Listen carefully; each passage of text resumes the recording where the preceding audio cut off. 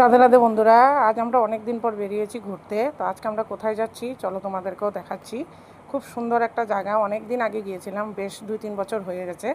তো একটা কার ভাড়া করে নিয়েছিলাম, আমাদের তো নিজস্ব ফোর হুইলার নেই। তো বৃন্দাবন থেকে অনেকটাই দূর, আর বাসে গেলেও মানে সময় মতো মন্দির দর্শন হবে না, যার জন্যই গাড়িটা ভাড়া করা হয়েছে।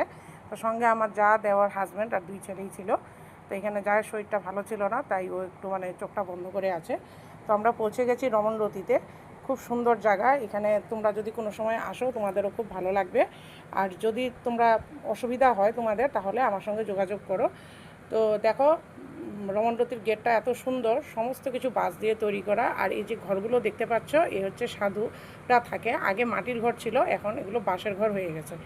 আর এখানে একটা হলের মতো আছে, এই হলটার মধ্যে আজকে হচ্ছিল মানে সাধু, এক বড় সাধু, নামটা ভুলে গেছি, তার আরতি হচ্ছিল, বিশেষ একটা পুজো যজ্ঞের মতো একটা হচ্ছিল। তো আমরা সেটাও দর্শন পেয়ে গেলাম। তো এখানে দেখো, মন্দির দর্শন করার জন্য অনেক জায়গা থেকে ভক্তরা এসেছে। আর এখানে মন্দিরটা পুরো ফুল দিয়ে সাজানো হয়েছে, এখানে বলে ফুল বাংলা। তো আমাদের মন্দির দর্শন হয়ে যাবে এখনই। তো দেখো, আমাদের মন্দির দর্শন হয়ে গেছে, আর ভক্তের সমাগমটা একবার দেখো। এতক্ষণ কিন্তু বোঝা যায়নি। তো আস্তে আস্তে আস্তে আস্তে ওইখানে যখন সাধুর আরতিটা হয়ে গেছে, তখন এখানে মন্দিরের পর্দাটা খুলে দিয়েছে, আর সবাই মিলে মন্দির দর্শন করছে। তো এখানে আমরাও দর্শন করছি খুব ভিড়ের মধ্যে, তাই আমি আর ভিডিওটা বেশি আর করলাম না। তো আমার বাচ্চাটাও ছোট, তো কোনো রকমই ভিডিওটা করেছি, যার জন্য তোমরা আমাকে দেখতে পাচ্ছ না। তো নিজের ভিডিও আর করিনি। তো এখানে দেখো, ভক্তের সমাগমটা এতটাই ভালো লাগে যে কি বলবো। তো মন্দিরে গেলে আসলেও মনটা একটু মানে শান্তই হয়ে যায়। আর এখানে দেখো বালি, এই মন্দিরটার মধ্যে কিন্তু সম্পূর্ণ বালি দিয়ে ঘেরা, মানে মাটিটা।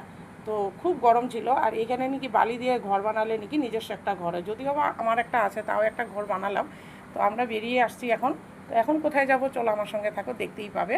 এত সুন্দর পরিবেশ যে কী বলবো, মানে এত ভালো লাগে। আর সন্ধ্যার সময় তো আরও ভালো লাগে, তখন জায়গাটা ঠান্ডা হয়ে যায়। দেখো এখানে কত হরিণ। তো এই হরিণগুলো এত ভালো লাগছিলো যে কী বলবো, মনে হয় যেন ওদের সঙ্গে গিয়ে একটু ভিডিও করি বা ফটো ওঠাই, কিন্তু সেখানে তো আর যেতে দেবে না। তো এখানে সবাই খাওয়াচ্ছিল এই জব কিনে, তো আমিও খাওয়াচ্ছি, আমাকেও দেখতে পাবে এখন। তো হরিণগুলো মানে ভিডিও করতে করতে আমি ভুলেই গেছিলাম যে নিজের ভিডিও করতে হবে। তো দেখো, এখানে আমিও একটু ভিডিও করে নিয়েছি। আর পরে আমার ছেলে জব কিনে নিয়ে আসছে, তো জবটাও আমি খাইয়ে দিয়েছি। তো ভিডিওটা তোমাদের কেমন লেগেছে তোমরা প্লিজ আমাকে কমেন্টসে জানিয়েবে। এই যে দেখো, জব খেতে গিয়ে বাটিটা পড়ে গেছে, তো আমি এখান থেকে উঠে উঠে জবগুলোকে খাওয়াচ্ছি ওদের। তো ভিডিওটা তোমাদের কেমন লেগেছে প্লিজ আমাকে কমেন্টসে জানিও। আর যদি কোনো দিন আসো রমনরতিতে, নিশ্চয়ই দর্শন করো। রাধে রাধে।